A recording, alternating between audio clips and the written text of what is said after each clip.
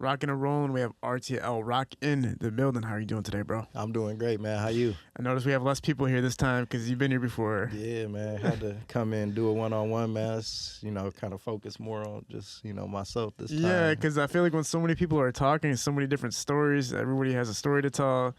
6 different people trying to tell a story is not easy to do. No, I'm a fan of the podcast. So when I watch the podcast, I like the one-on-ones more. So it's like when I look back at it, I definitely like that opportunity to bring my brothers out with me. But, to have that one-on-one and actually get more in depth that's where it's at. Oh, no, I feel the same way, bro. It's easy to hear somebody's story when it's one person. Now, you've dropped some music, man. You've been working on projects since the last time you've been here, but just give us a quick update. What's been new since the last time you've been here? Yeah, so, man, just been working on a lot of music. I dropped a collab project with my brother called Still Related. That came out, a couple months ago.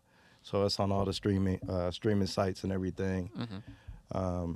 But big thing for me has been my solo project. This will be my second solo project that I got coming out on the 24th of this month. It's titled Heart Made of China. It's really just like, it's been an amazing project, being able to work with, my brothers, the producers, my engineer, Asar, it's been amazing. And I think we put together some great music. So. Heart Made of China is an interesting name. What's the meaning behind the name? So Heart Made of China, man, was like, for me, it's like, I got a fragile heart, you know what I'm saying? Not like an egg, but like a bomb, you know what I'm saying? So like dealing with a lot of the things that I've dealt with, you know what I'm saying? Like being in the streets, man, it makes you, into a tough person. It makes you kind of cold-hearted. But one thing I've seen, like with the cold-heartedest dudes, man, like your woman do some crazy shit to you, you know what I'm saying? A family member do some crazy shit to you, like that, it hits you different. Like it's impossible almost to block something like that out. So like things like that have always affected me a little bit more than other people because I'm like, I know I move with the best intentions at all times. When it comes to my family, to my friends who I consider family, like I want the best for you, even more so for myself sometimes. So it's like I get, it touches me a little bit different when that's, kind of shady stuff happens, and it's in the circle. But I think we got all that weeded out by now, though. Yeah, man, it is interesting when you're dealing with people you trust in life. Everything cool? Oh, yeah, do your thing. He's going to fix your mic real fast. Okay. Yeah, I'm going to tighten it up a little bit. Yeah, like we were just talking about a minute ago, people you trust the most kind of, stabbing you in the back or turning their heads, at a time where you need them or just when you don't least expect it, they turn away, and facts. That's always hard to deal with. And I've been through that a few times, and I've always been curious on why, even when you do forgive those people, the conversation doesn't open up again on what they did wrong.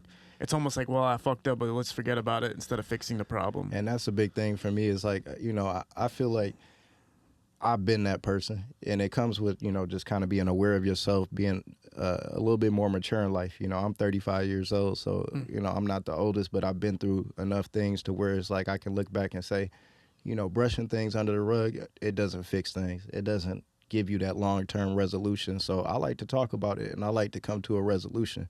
But what I found, though, is a lot of people don't have that mental capacity to be able to have that conversation, to actually truly see what they did wrong in the situation. Yeah, man. So yeah, it's I don't know what it is. I think some people just either maybe they feel like it's kind of like fruity or something like that, or maybe they feel like it's makes them feel like they're in the wrong, so they don't want to admit wrong, or their ego's too big. But I have relationships with friends my whole life where the relationship never repaired because we never talked about, yo, you did that though. Like right. you at this moment, and specifically in my life, you did this to me, right. and you're acting like it didn't happen, exactly. or you're saying let's walk away from, move on from it. But it doesn't make no sense. You never establish a relationship again with that person the same way because you didn't have that conversation. You know what I'm saying? But that's why I tell people, like, a lot of people, they don't value relationships And that's a big thing. Like, you have to value good people when you have good people around you, and it shouldn't always be looking for something beneficial. Like, of course, we should all be beneficial towards each other, but not in a monetary value or something like that. Like, we should value the friendship. We should value the conversation. We should value the fact that, hey, this person was there for me in one of my deepest hours, and it should not be so easy for us to just say, hey, I don't want to have this tough conversation, so throw that relationship away. Yeah, man. You know, It is interesting, man. I'm not gonna lie. Some relationships can never be repaired simply because the conversation doesn't happen. And I think at the end of the day, like you just said, people don't value good, relationships. I think that's true. I don't know what it is, but I think now more than ever, people are not paying attention to like good friends, like the friends that actually give a damn about you. Right. People are not paying attention to it as much. They're not considering it as much. They're more worried about getting somebody's attention that doesn't give a damn about them. No, I see that, like, especially with doing the music and everything, man. And I know you've probably seen it, like, with your success. Like, I had so many people just, like, gloss over what I'm doing. You know what I mean? Like, I post the music. I know I have, like, a lot of friends, a lot of strangers that post my music. We've been gaining a lot of traction, but, like, people that I've known 15, 20 years, they won't post it. They won't like it. They won't share it. You know what I mean? And that, like, to me, again, that bothers me, because it's like, bro, I remember when you were down on your last, bro, and I was splitting my last with you. And you won't even post my music for free. Like... So. Yeah, social media is, I always tell people it is relative to me. Like, I don't care if it is just the internet to you. Like, we've learned what stuff means. Like, we've learned what a like means. We've learned what an unfollow means. It's just a different way of communicating. Flat out. It's like as in person, if we were doing something that was disrespectful, like you try to shake my hand and I don't shake your hand, there's ways of communicating that even on Instagram and social media. No, for sure. Not reposting stuff is another way of kind of saying, like, bro, I don't really give a damn about what you're doing, or, like, I don't fuck with you enough to do that for you. It could mean so many different things. Flat out. I mean, it's a different form of communication, and people can denounce that as much as they want and say, hey, it's just the internet. But at the end of the day, the same people that say that'll be the people that are most wrapped up in it, or they're looking for that validation from somebody, like you said, that does not give a damn about them. Yeah, exactly. Like you posting, Lil Baby, and no problem with Lil Baby, you know what I'm saying? But you posting Lil Baby, like, but he does not know you, bro. You know what I'm saying? I'm sorry he don't know you, you know what I'm saying? Okay. But RTL Rock, this somebody you done been on the road with, this somebody you done worked with in a job, this somebody that you done had over your family's house, and you won't repost his. Like, hey, it is what it is. But at this point, I'm kind of happy, because it's like, now I'm getting this recognition. I'm getting calls from people that do matter in the industry, and it's like, they acknowledge it, and now I know, at least some of the people that I need to weed out and not let them come around once they do hear these announcements that are going to be coming up. So it's like, for sure. What have you been working on, man? Talk about some of the newer projects you've come out with. I know you worked with Super Ray recently, man. I think, I don't know, I can't find his Instagram. I know it keeps changing or whatever, but he's on 13, 14K now. So, he's up there now. They be trying to shut down my boy Soup, man. He always, hey man, they gonna get me, and I'm like, Soup, but you be really posting some like crazy stuff sometimes. So, but I like my man's, I know he gets like a lot of different things said about him in the city, but at the end of the day, I know dude from what I know him from, and he's done nothing but good business with me. Super Ray is a legend in the game. He's been doing this for probably forever. Longer than anybody else. Like you said, a legend, man, and that's the word that needs to go on his name. People need to respect it. I've been dealing with Soup myself for a year, and me and Soup probably got 10 full videos. Excellent. And we actually just did like a whole like movie to this last one that we just did. So, and me and Soup are about to do a short film at the end of the year. Word. So a lot of this whole Soup coming back to Detroit was him. He like, dude, like RTL, these guys have been so consistent. Like, obviously they still spending money in Detroit. Yeah, man. Like, real talk. So he came back, and I know he's doing a lot of work with a lot of artists, but me and Soup and my brother RTL Sco and Mac have done a lot of work with Soup, and shout out to him, man, because I appreciate him for being a stand-up cameraman and not, money grabbing me or nothing. Like, he's always been straight up and worked with my budget, and it's worked for both of us at the end of the day. So no, it's love, man, for sure. Like, he people don't realize how many. He was one of the first people to shoot for Papa, man, when Papa was getting his run off, and like, to even coordinate that and make that happen must have took extreme patience and just like belief, man. Because he just done so much, bro. I know he secretly low key doesn't like me. I know he secretly low key doesn't like me, but it's all good. I still fuck with you. There's a lot of people low key in the city that don't like me, and I still rock with you. I'm not even gonna say names, but there's people who've put me in dangerous situations. There's people who have, shunned me and then try to work with me in the future. There's people who know I've been out here. There's people who know what I've been trying to do, and they've been seeing it for so long, and now they're tapping in. And I'm not gonna tap in with you, but doesn't mean I don't rock with you. No. Doesn't mean I don't rock with you. And even if you don't like me, and even if you got a problem with me, that doesn't mean I got a problem with you. I don't really care. I'm not really paying attention to it anymore, bro. Right. I'm just thinking about what do I got to do right now. I'm not thinking about how you feel about me. Because if I open up my DMs right now, I could show you 100 people who got a problem with me, 100 people who had a problem with me, and now they don't have a problem with me because they need to use me, and I still don't care. I really don't care. Well, I'm getting done what I got to get done. What I'll say about that, like, people need to learn how to make their own judgment of people, and that's why I go back to what I said with like Soup. People have plenty of things to say about Super Ray, you know what I'm saying, but I go off my judgment of that person, and that's something that I had to learn too, you know what I'm saying. You can't go off of what comments or what people or what the streets say about a certain person. You got to meet that person and understand their integrity.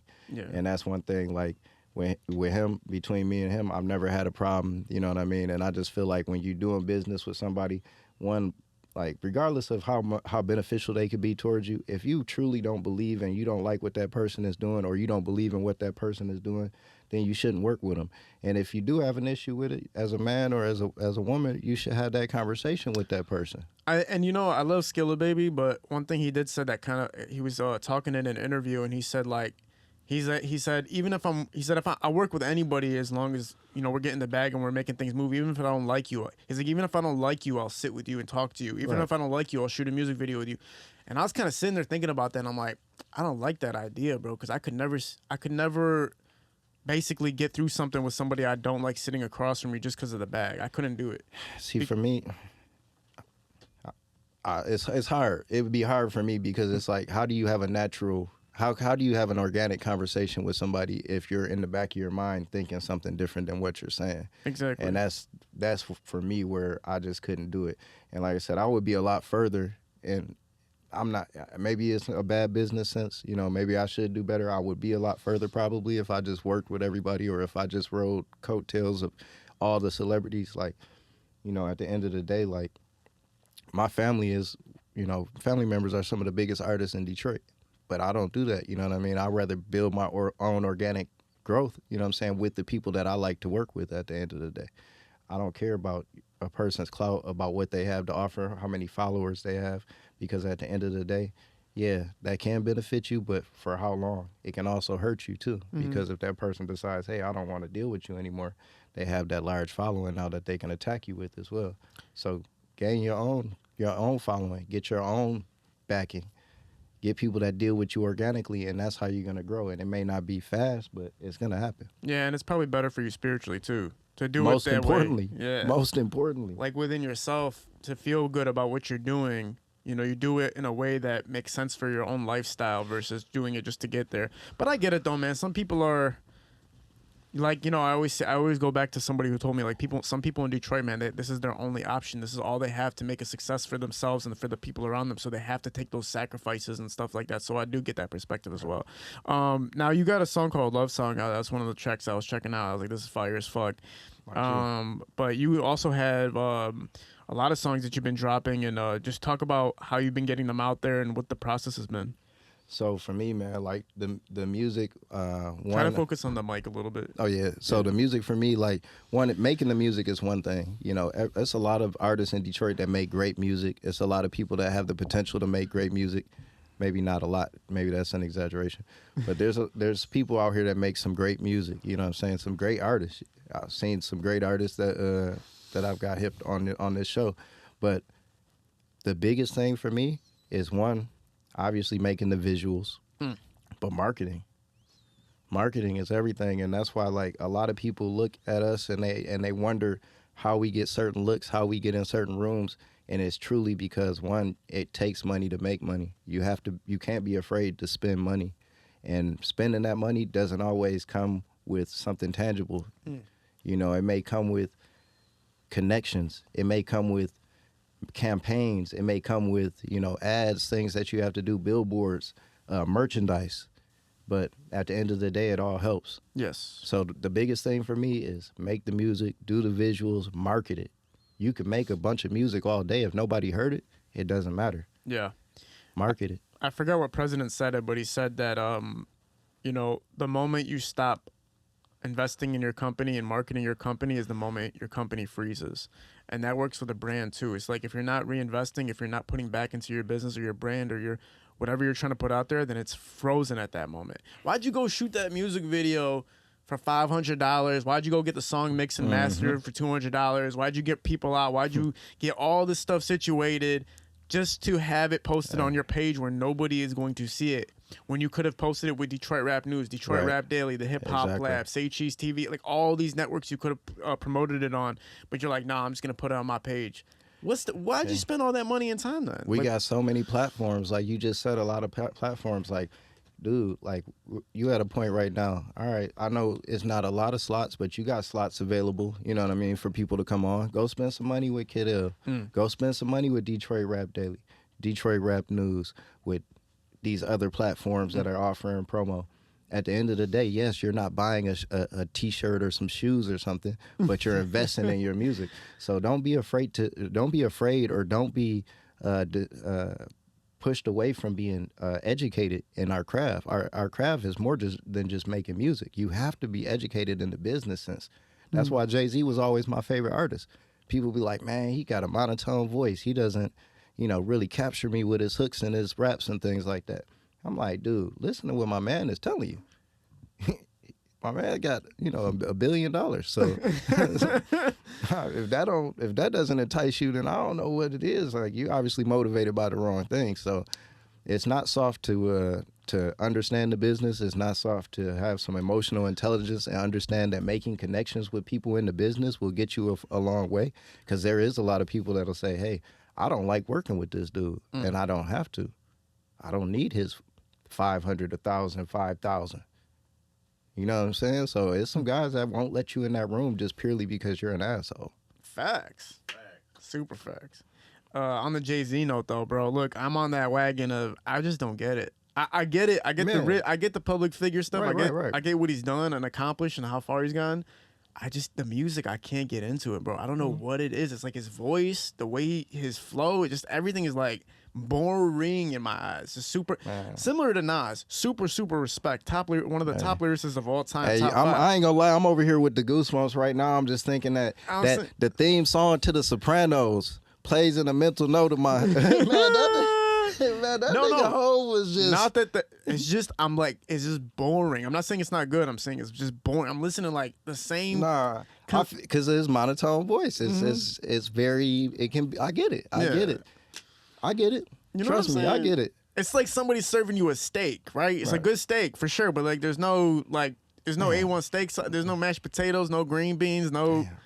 I don't got a water, like, type shit thing. All right, you know what I was gonna say, man. I know you're not eating A1 with your steaks, but he don't even eat steaks, though. At least last time I checked, you were at least. Well, you know, I mean, when I'm back in my days. Yeah. Okay, all right. I was, you know, but what is it about Jay-Z? Like, when you first heard Jay-Z, did you get into the music, or was it who he was first? Nah, for me, it was... Look into that microphone too. No, for me, it definitely was.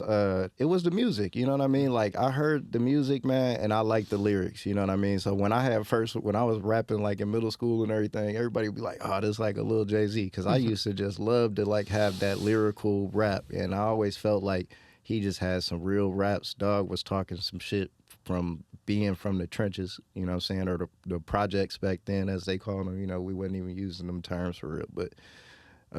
You know, and to make it to where he did and be able to rap about it and to articulate it the way he did, that was the big thing for me. Like, I grew up in a family where, like, articulation was, like, important. Like, my mother it wasn't, you had to say yes, you know what I'm saying? You had to pronounce your words properly. Yeah. So people would always say, oh, you talk like this, or no, it's just my mother and my grandmother cared. So they were on me about that type of stuff.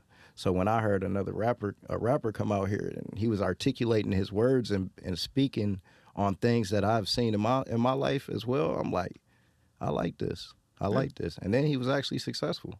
Super. So that just took him to the top for me because I'm like, I like the raps and I like money. That's Yeah. just, I love money. That shit's sweet. Can you bring that microphone closer to you? Or like drag it in? Yep. A little bit closer. Yeah, right there is cool. Talk about yourself a little bit, man. You were just talking about how your parents were trying to make sure you stay sharp. Sounds like, right? What was growing up in Detroit like for you? So for me, like my mom was a single mother. She bust her ass pretty much to try to give us as much as she could. You know, it wasn't the best, but she gave us what she could. My mom did like most parents want to do. Like she took us out of the city and she moved us into the suburbs. We moved to the suburbs where we moved to the poorest part, you know what I'm saying? So my mom moved us to a mobile home, manufactured home in Clinton Township, you know what I'm saying? But it was better than dodging bullets and stuff for her, you feel me? So I respect the decision. It gave me a different perspective on life because I felt like I would rather raise my children maybe if I could find a safer inner city, I would rather raise them there if I didn't have the money to give them the life that they would want to have. Because it's like I went to Chippewa and I was fucked up, you know what I'm saying? I didn't have no sweet shit. Like I was working, trying to push shit together. That made me get into the streets at like 13, 14 years old, you know what I'm saying? Because I'm like, shit, I want to have Forces and Jordans and stuff too. And my mom just paying the bills. My dad, he was a street dude, you know what I'm saying? So he kind of did the same thing. We was on 6 Mile, you know what I'm saying? He did his little thing in the streets. Shit got hot. Pops had his shit together. He always did a job. He had already worked at Ford for a while. He had a pension from there, a half a pension or something. He got a job with the city of Mount Clemens. Went out there. Dog built a dumbass crib out in Chesterfield, you know what I'm saying? So it's like my parents kind of did what you're supposed to do. You get your money, you move your kids, what they thought they were supposed to do, move your kids to the burbs to a nicer neighborhood. Yeah. So the latter half of my childhood, I had moved out to the suburbs, you know what I'm saying? And that's where I kind of spent my life, you know what I'm saying? And just kind of going back and forth, you know what I'm saying, with family and just seeing those different experiences of, you know, kind of growing up in the suburbs, especially like back then. I went to Chippewa, it was like 30 of us that went there. It ain't like it, like now it's more, you know what I'm saying? But it wasn't that many Albanians, Chaldeans, blacks, you know what I'm saying, that were going to school out there. So, the diversity, right? Yeah, and then for me, you know, my dad is black, my mom is Lebanese, so it's like. So you're part Middle Eastern? Yeah. Okay, cool. So we share a relation some type of way. Yeah. When did music get introduced? So for me, music got introduced at a very young age, man. My mom had a massive record collection. So she would always put Luther Vandross song for me as a child, you know what I mean? And she would just play that and let me fall asleep to Luther. And she would ride around in the car listening to Mix 92.3 all day. And you'll hear in my music, a lot of my music is sample-based. It's got that old soulful type sound to it because that's just what I grew up on. Yeah, that's cool as hell. Mm-hmm. When you first decided to make music, what age were you roughly? I started making music probably when I was about 14, 15. I was like always business-minded. So I had like, when I saved up my little cheese from doing whatever I was doing, I went up to Guitar Center and I bought an M-Box and, you know, I got Pro Tools, a little MXL mic, a little Dilly mic. And I set up some shit in my closet, a little booth, and I had people coming over. You know, I used to have all my friends coming over. My boy Plug Boy E, I swear Vezo, he used to come record. For real? You know what I'm saying? That's my cousin, so okay. I would literally go pick him up at his sister house, and we would go back to my crib, and he would record, and shit, we'd chill, and yeah. Was that how far in the game was Vezo at that time? Honestly, like, Vez has been doing this shit for so long, like, I really respect, because, like, he's always somehow managed to have, like, a pretty significant type of deal. Like, even at that point, I think Vez had already, like, done the rags to riches as young Vez. Like, he had already had a deal at that point.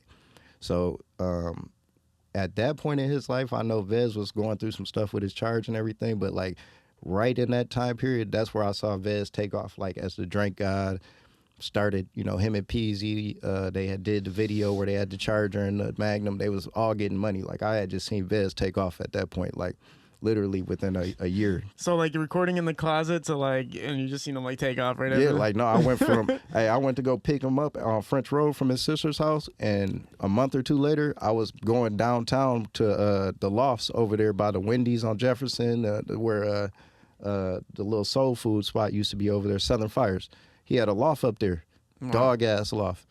I'm like, damn. I'm like, all right, cuz, like, Yeah. all right, I see you. You know That's what I'm wild. saying? So yeah, no, he came a long way at that point, and then to see him where he is now, like, nah, he put on. You know what I'm saying? For So I sure, yeah. respect it. Yeah, for sure. Talk a little bit about after that. So you're recording in your in the closet and stuff like that. Or talk about the process of your career from that point. Yeah, so basically, man, I'll be honest with you. Like, I did the music. I dropped my first little mixtape. It was called Hood Economics Volume 1. I dropped it on that Piff, and that was like 17, 18 years old. No, that was about 19 years old. Other than that, I had just recorded a bunch of songs before that. And by the time I was 20, man, like, I had, honestly, like, I just started, like, focusing on getting money and everything. Like, I had got a crib up before the Harbors had became ghetto like they are now up on Hall Road. Like, I stayed in the Harbors in 2005. Like, it was exclusive back then. I'm like, nobody even wanted to come over my house, you know what I'm saying? So I got a crib. I'm 18, 19 years old. Got a crib, got a Cadillac. Like, I'm just focusing on money, so I just really stopped rapping. And then after that, you know, shit happened out there with my people. Shit got a little hot, and I kind of went back into the working shit. Like, cause I always kept like a 9 to 5. I would maybe work like 12 hours a week, but I had a little job because my dad always told me like keep a job. So I had a job, and like I ended up meeting my ex wife at the time. Or she was my before she was my wife. I met her, and she, you know, she had a child, and she was doing her thing, and that kind of motivated me to get out the streets, at least partially. And I got a job, man. Started working in automotive for real, like, and I did that shit for 12 years, dude. Like, when I met you, like, I was in corporate automotive. Like, I don't hide that. Like, hey, people are ashamed to have jobs. Like, dude, I had 150 people working for me. You know what I'm saying? So for me, I can go into this room and I can go into these boardrooms at the same time. So for me, I always tell people, go and get a job.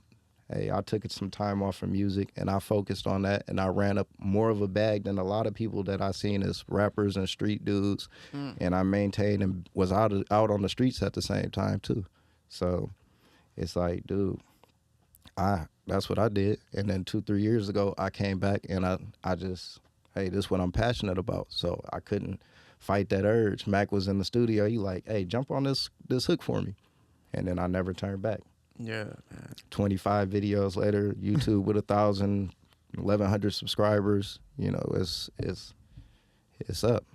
Music is it's super difficult, but it's also super crazy because you'll see people pop up out of nowhere, pop off out of nowhere. Even the similar one you're seeing Vezo, you know, pop off kind of out of nowhere. Not out of nowhere, but, you know, 1 minute he's in the closet, next minute, boom, watching him at the show. And yeah, right now I don't know if I like how you said that, but why? I'm gonna pause that for you. Oh, did I say it in a way that's kind of fruity? 1 minute he was in the closet, next thing he. All right. Let me switch it up. 1 minute you guys are recording at the crib, and then the next minute he's at the show going crazy. Nah, I know what you meant though. It's crazy because it's kind of like that these days, but it's really not. I think it's an illusion. I think a lot of people think like everybody's saying Detroit's so hot right now, like Detroit's on fire right now. Yeah. It kind of looks like that, but it really isn't, bro. It's really great what's happening, but it's not as crazy as people think, bro. Yeah, think about how long people have actually been bubbling, bro. You know, still are, and it's like everybody can probably make a living individually off of it, but I think when you say really, really made it type stuff, like you got to talk about like a 42 Doug, right? You got to talk about like a T Grizzly. You got to talk about like a Big Sean. You got to talk about like a Sada Baby. Yeah. You got to talk about Days. You got to talk about, you know, people who really, really did it, but to that level. That level. I mean, you got to just say Big Sean for real. Right. I mean, it's hard really to look around and say everybody's really blowing up. It's like people can make a living, but when you can make a living for everybody else is when we're really talking business now. Because I have a lot of friends that are doing good in rap for themselves, but they're not. Nobody else around them is doing good. Yeah. So you know what I'm talking about. And yeah, no, I mean that's just a fact. You know. So what I mean, everybody's saying it's hot right now. It kind of is, but it kind of isn't, bro. I mean, I guess it's hotter than what it was. So I guess that's why everybody's like saying it's hot. People are able to make a livable amount off of music more so than they were 10 years ago in Detroit. Yes. And, you know, I hate talking about this because people always take it the wrong way, but it's just like I just told you, man. Like, I worked in corporate automotive, and I knew a lot of these cats, like, and that's why I think a lot of these people that I know, like, they really never really wanted to put me out there because they like, dog, dude already got it, like. And like dude got a boat, you know, he got chains, he got a couple cribs, you know what I'm saying, cars, old schools, you know what I'm saying, like we don't need to put him on, you know what I'm saying. So it's like, and at the end of the day, I did it without having to do everything you did too. So it's like, yeah, I've done things, yeah, it is what it is. I'm proud of things, some things I'm not proud of, but at the end of the day, hey man, I'm never ashamed to say, hey, I went up and ran up a 6-figure check from a job last year. No, right on. So what do you feel like? I mean, obviously, besides the fact that you're not getting, the support you felt like you deserve for your music, what's been the biggest struggles with trying to succeed in the entertainment industry in Detroit? I mean, it's like a crab in a bucket mentality. You know, everybody feels like, hey, if I let somebody else up, it's gonna take away from my market share, you know what I mean? And that's really not the case, you know. Everybody says, hey, it's 8 or more different bread companies in the bread aisle, right? And they all have been able to be successful. So yeah, it's a Lil Baby, it's a Lil Durk, you know what I'm saying? It's Da Baby, all the, you know what I'm saying? It's different variations of Lil and Babies and all of that. And guess what? They all are platinum selling artists. Yeah. I can see it from a perspective of getting booked for shows, maybe because like, instead of booking me, they booked him because he's hotter than me right now, and it's like I could have been on that place. Maybe I can see it from that perspective, but you got to look how other places are doing it, and everybody's just chilling. I mean, like Atlanta, everybody keeps talking about Atlanta's unity, and not unity in direct terms, but everybody's winning right now. Like everybody's winning, and everybody's making money, and that there's no problem with that. But I truly believe too, like, by genuinely helping people too, like, you become more successful. But that's just me. Like, I feel like by genuinely helping another person, it just puts something into the universe that just comes back and helps you. Like, I don't think that I was successful just because, yeah, I'm a smart guy. Yes, I know how to make relationships. Yes, I have common sense. But also, you know, along the way, I wasn't shitting on everybody either. You feel me? Like, man, when the janitor was fucked up out there and everybody was like, man, I grabbed the mop and I helped the janitor. And it's like, I know at the end of the day, I might make 7 or 8 times more than this janitor might make, but at the same time, we both men. We both human beings, so I'm going to respect this person. And I always felt like me respecting somebody, me helping somebody else out, me pulling somebody else up, it came back to me. But I don't think everybody has that same mentality. Well, yeah, because you're taking it on a spiritual level more so, and also on a level that's more human than, talking about entertainment and stuff. Especially in Detroit, like I said, some people, it's their only way to succeed in life is to get through the music industry. So it's like dog eats dog, by any means necessary type attitude. And that's a lot of things they could do. Like, people really need to just, like, broaden out their hustle. That's the problem, is people want the easiest route that they can take.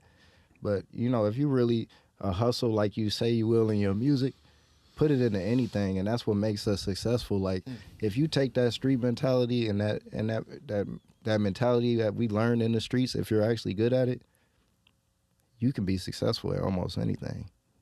Yeah. It's just the influence, it looks like, makes it more difficult, I guess. Nah, for sure. And then they can't maintain that image, too. Like, they feel like if they got to go clock in and clock out at the end of the day.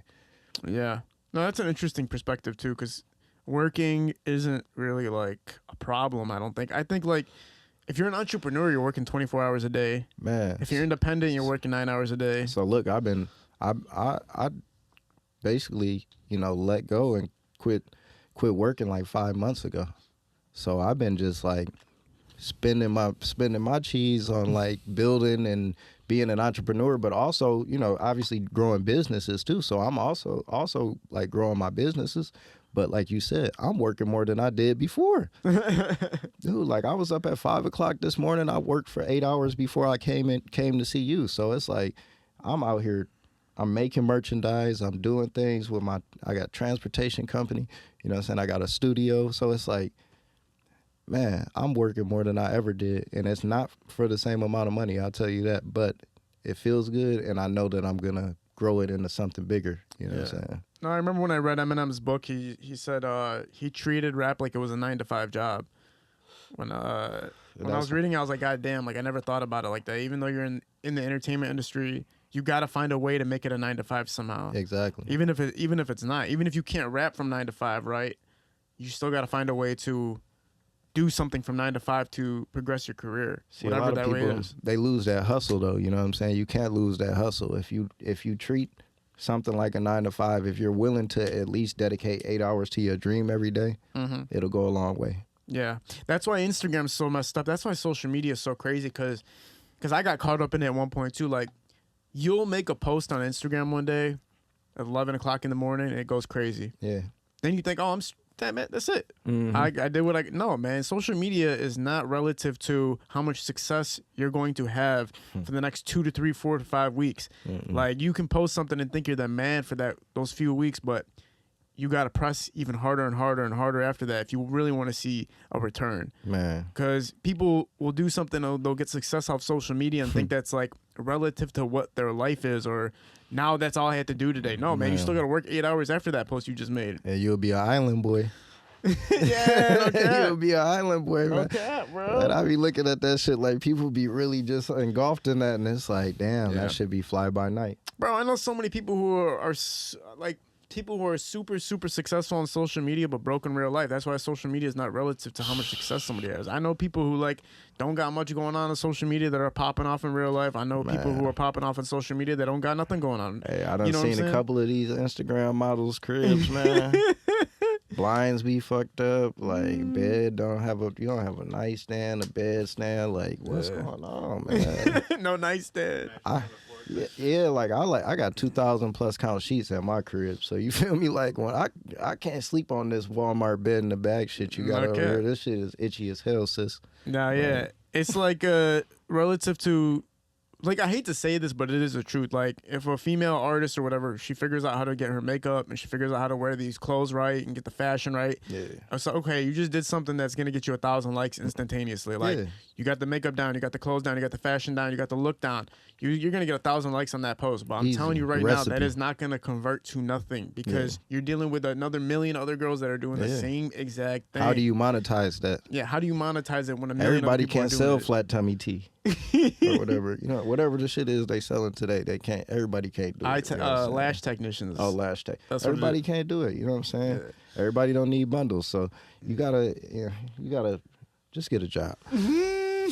Just get a job. But look, man, I know we getting close to the end there, man. So I had brought you something, man. I just wanted something from Cash Dog.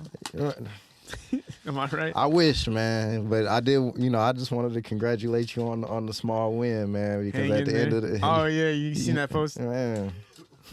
Hold on, other way. Oh, shit! I almost destroyed the gift.